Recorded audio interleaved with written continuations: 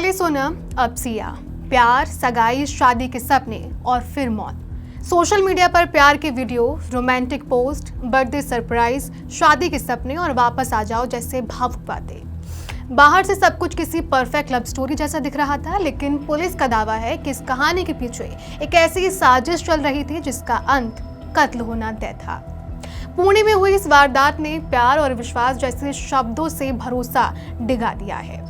20 साल की सिया गोयल अक्सर सोशल मीडिया पर अपने प्यार का इजहार करती थीं। अपने मंगेतर केतन के साथ रोमांटिक तस्वीरें और वीडियो शेयर करती थीं, पर अंदर ही अंदर वो केतन को मौत के घाट उतारने की तैयारी भी कर रही थी। सिया पूरी तरह से साजिश कर केतन को पुणे के नजदीक लोहागढ़ के किले पर ले गई। वहां पर पहले से मौजूद अपने बॉयफ्रेंड चेतन चौधरी के साथ मिलकर उसे खाई में धक्का देकर मार दिया गया। कहानी की शुरुआत होती है सिया गोयल और 26 वर्षीय केतन अग्रवाल की सगाई से, जिनकी इसी साल फरवरी में सगाई हुई। नवंबर महीने में दोनों की शादी फिक्स थी। सोशल मीडिया पर दोनों की तस्वीरें और वीडियो भरे पड़े थे। कभी प्रपोजल की तस्वीरें, कभी फूल देकर प्यार जताने वाले पल, तो कभी डांस और रोमांटिक वीडियो। सिया अक्सर केतन के लिए भावुक पोस्ट लिखती थी। फरवरी में सगाई के 1 महीने पूरे होने पर उसने केक की तस्वीर शेयर करते हुए लिखा था, मेरे दिल को उसका घर मिले 1 महीना पूरा हुआ। उसने केतन को टैग भी किया था, जिसके बाद भी दोनों की कई रोमांटिक पोस्ट सामने आई। 19 जून को सिया का बर्थडे था। केतन ने उसके जन्मदिन को खास बनाने के लिए महाबलकेश्वर के एक बड़े रिजॉर्ट में 40 से 50 कमरे बुक करके रखे थे। वो लगभग 1 महीने पहले से ही बर्थडे काम डाउन मना रहा था। वो रोजाना सिया को नए नए सरप्राइज देता था। एक वीडियो में दिख रहा है कि उसने फूलों से सजी कार सिया को गिफ्ट की थी। सिया ने इस वीडियो को शेयर कर लिखा, उसने पसंद है तुम्हें वाली बात को बहुत सीरियस ले लिया। लेकिन सोशल मीडिया पर दिख रही इस प्रेम कहानी के पीछे एक साजिश चल रही थी। सिया पिछले करीब 1 साल से चेतन चौधरी नाम के लड़के के साथ रिलेशनशिप में थी। हालांकि परिवार ने उसकी शादी केतन से तय कर दी थी, लेकिन वो केतन से शादी नहीं करना चाहती थी। उसे लगता था कि केतन उसके और चेतन के रिश्ते के बीच सबसे बड़ी बाधा है। इसी के चलते सिया ने अपने बॉयफ्रेंड केतन के साथ मिलकर चेतन को रास्ते से हटाने की प्लानिंग बनाई। 18 जून को सिया ने केतन को ट्रैकिंग के बहाने पुणे स्थित लोहागढ़ किले पर बुलाया। वहीं पहले से मौजूद चेतन चौधरी भी उसका पीछा कर रहा था। आरोप है कि दोनों ने मिलकर केतन को लगभग 400 फीट गहरी खाई में धक्का दे दिया। दोनों ने परफेक्ट तरीके से इस मर्डर की प्लानिंग की थी। सिया ने सबको फोन करके बताया कि केतन पैर फिसलने से खाई में गिर गया और उसकी मौत हो गई। इसीलिए शुरुआत में सबने इसे हादसा माना। पुलिस ने भी शुरुआती तौर पर इसे एक्सीडेंट मान लिया। मीडिया में भी खबरें आईं कि 1 करोड़पति बिजनेस की सेल्फी के चक्कर में मौत हो गई। लेकिन कहानी तब बदली जब पुलिस ने किले के सीसीटीवी कैमरे की फुटेज खंगालनी शुरू की।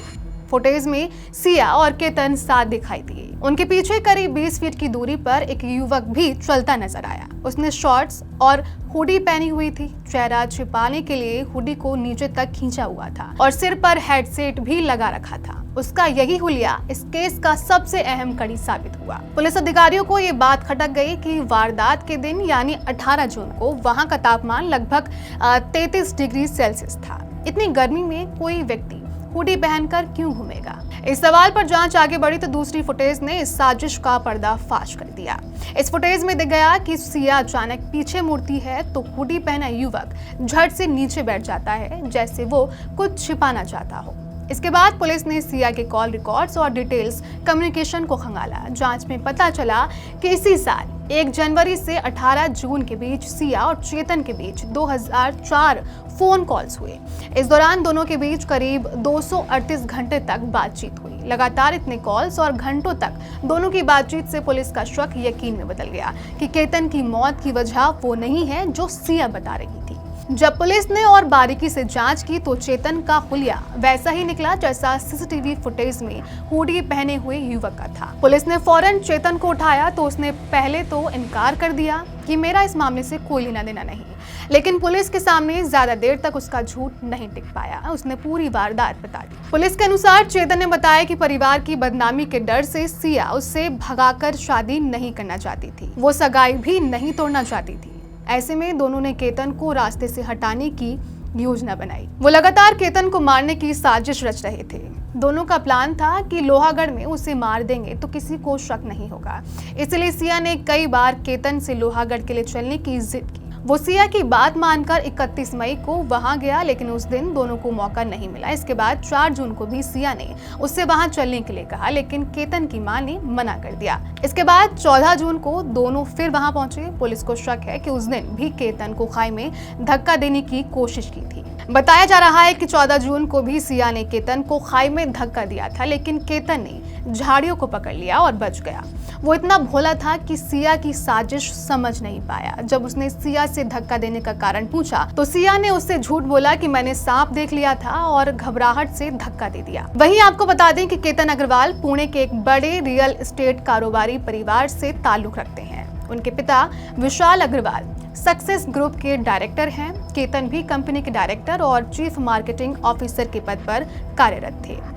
उन्होंने सिम्बायोसिस यूनिवर्सिटी से पढ़ाई की थी और उन्होंने अमेरिका से एंटरप्रेन्योरशिप में मास्टर्स की डिग्री हासिल की थी। वहीं सिया एक ड्राई फ्रूट्स कारोबारी परिवार से आती हैं। फिलहाल पुलिस ने सिया गोयल और चेतन चौधरी को हत्या और आपराधिक साजिश के आरोप में गिरफ्तार कर लिया है। इन दोनों की वारदात पूरे देश में सुर्खियां बनी हुई हैं। केतन की फैमिली को ये समझ नहीं आ रहा है कि सिया ने उनके बेगुनाह बेटी की जान क्यों ली। वो शादी से मना भी तो कर सकती थी। इस पूरे मामले पर आपकी क्या राय है, हमें कमेंट्स में बताइए और देखते रहिए अनकोट मीडिया।